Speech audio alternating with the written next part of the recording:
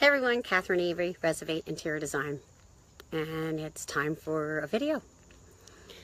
So let's see, I've been talking about productivity and ways you can be more productive. And to this point, I have been talking about time management skills, and I'm an interior designer. So most of what I do with productivity really centers around space, how you manage your space and your physical environment around you to enhance your productivity. So according to the TSSI, I think you remember that was the Time and Space Style Inventory, which is Sina Block's questionnaire she's created that helps people see where they stay on a spectrum of how they are around the way they manage their time and way they manage their space. The next two groups I want to talk about are everything out and nothing out. Now, interestingly enough, it can actually be both, just to make life complicated. And I am a everything out and a nothing out person, so I can speak about this from personal experience. So if you're an everything out person, you want to be able to see everything. You worry that if you don't have that paper out so you can see it, you won't remember to do it. So let's give a good example of this. This would be, say, a project you're working on. And what happens is eventually the projects pile and pile and pile, right? Because you're working on all those things and they need to be out so you can see them so you don't forget about doing them. So you end up sort of being what I call a piler, or pilers and filers, people who file, put everything away. Those are nothing outs, right? So everything out's one way you can work with yourself on this is, say, vertical files. So you know those magazine holders? You can put things in the magazine holders. That's one option. And you can have the most important ones with sort of the files you're working on now on top of your desk so you can see them. But at least they're categorized. I have some of those. I have one for when my intern comes to work. She has one. And I have one for my financial bookkeeper person who comes. And when she's here, I just hand her this vertical file folder and she's good to go. And it's very funny because every time she's with me, she asks for certain things. Inevitably, she asks for a stapler. She asks for staples. She asks for, I hate what I can't remember, paper clips. She asks for paper clips.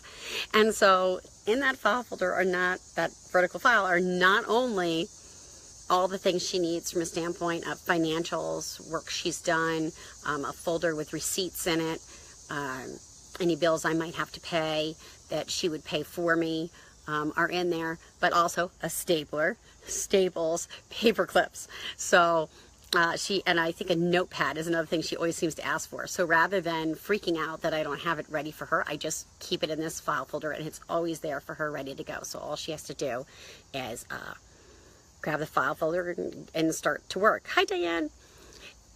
So that's everything out. One idea for everything out. Another idea for people who are everything out is to have things in clear containers so you can see them.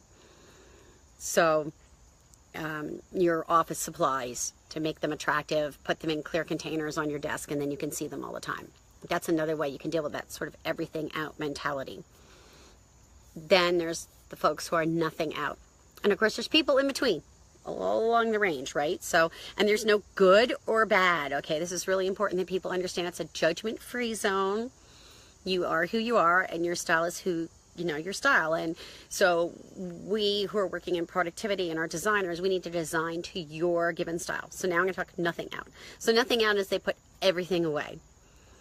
This can be a blessing and a curse.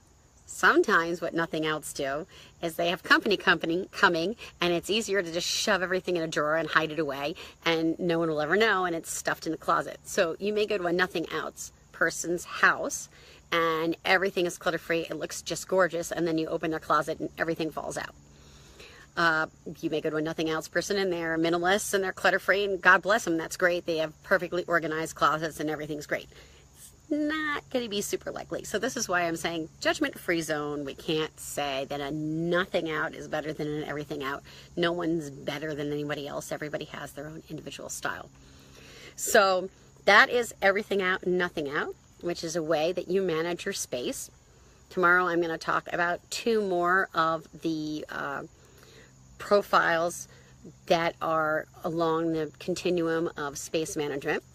I'm not sure what time I'm going to hop on here. I think it'll be a more reasonable hour. I've actually been out working. I think I have had work days till like 6 and 7 o'clock 3 nights this week and super busy designing with clients, and met with some folks today who I'm hoping to do a productivity project with, I'm going to guess in September.